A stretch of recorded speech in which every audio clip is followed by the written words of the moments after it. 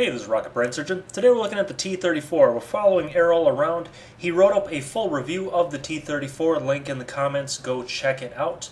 The T34 is a Tier 8 US premium heavy tank characterized by mediocre mobility, a very hard front turret, and a solid gun for Tier 8, sporting 390 alpha, 250 penetration. That's pretty good.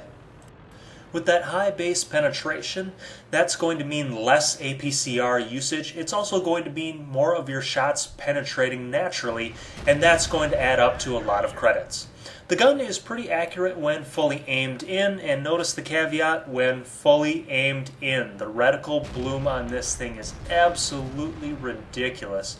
It's highly recommended that you install a rammer, a vertical stabilizer, and a gun laying drive. You need that aim time to come down. So the gun is definitely more good than bad, especially for a premium. The IS-6 and the 112 have penetration level problems. They only have 175 penetration on the base round, and even not great penetration on their premium rounds, which means sometimes they're going to struggle frontally against other heavy tanks. The T-34 has no such problems.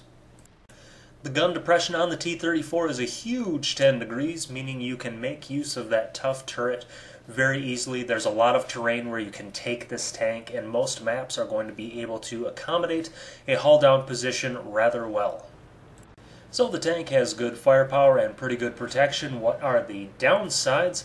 Well, that's going to be the mobility, especially the traverse, and the turret traverse is annoyingly bad. You do not want to get into situations where you're going to be flanked. You don't want to push the action too far forward because any tank can circle you. You can see as he's turning here how slow that is. It is amazingly slow. Repositioning in the middle of a battle is going to be not great, and Errol's review kind of reflects that thought.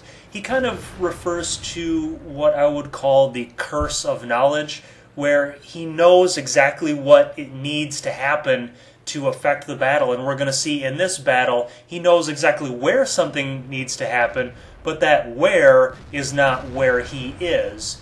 And the T-34 does him no favors in getting to that new area.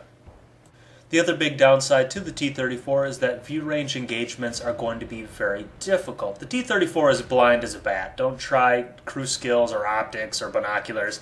It's blind. Just leave it at that and accept it as fact. It also has almost no camouflage, so you're going to be spotted almost always from every distance. And I don't mean to harp on the tank. It's just that in this replay and through a lot of your matches, there's going to be a lot of downsides to the T-34.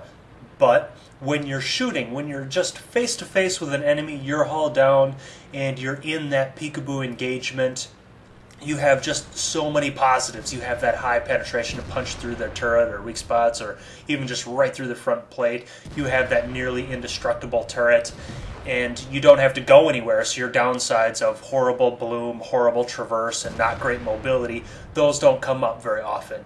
But there's going to be a lot of maps like this one where the battle is pretty fluid. So when Errol went to the spot in the beginning, it was less populated than he would have liked, and so he wanted to reposition. But by the time he got on the west side, the battle has again migrated away up to around E2, and the flank on the east side is falling, so now he's going to have to take this low mobility tank all the way back to cap to try to save the game. When the average player looks at the minimap, they don't really see anything special. However, when Errol looks at the minimap, he sees that the cap is in danger and he needs to head over now. It doesn't look like it's in danger. You can see there are 3 tanks there. Why would he need to go back?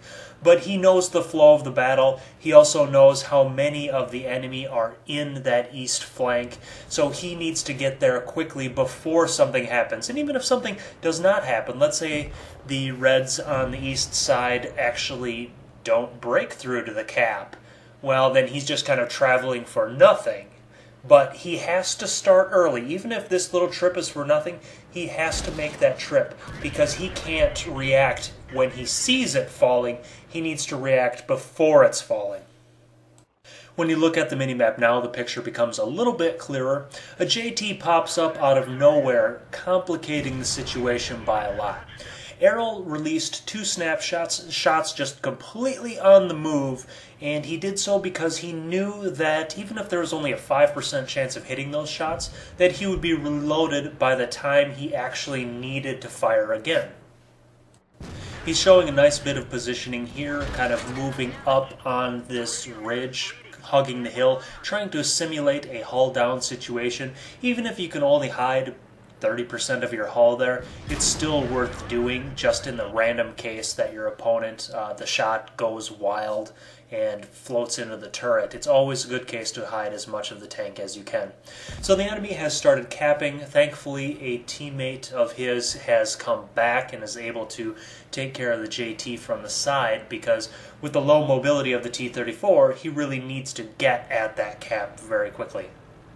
The reload time on the T34, the base reload time is 15 seconds for each shot, so he's going to need to plan his shots very carefully and spread shots around to the different enemies on cap. However, what's helping him in this situation is you can see that rise in front of him. He's going to be able to be hull down for the most part, showing only that tough turret. And now finally we get into a situation that really favors the T34. He's going to be squaring off against 2 tank destroyers who have absolutely no armor, and while the tank destroyers in front of him can kill him, they're going to have a very tough time getting through that turret armor. The turret on the T34 can be penetrated, the cheeks on the side of the mantlet can be penetrated, and that little cupola on top, the commander's hatch, that is also able to be penetrated as well. However, for the cheeks, it takes a high amount of penetration because it's still thick armor and it's still curved pretty well.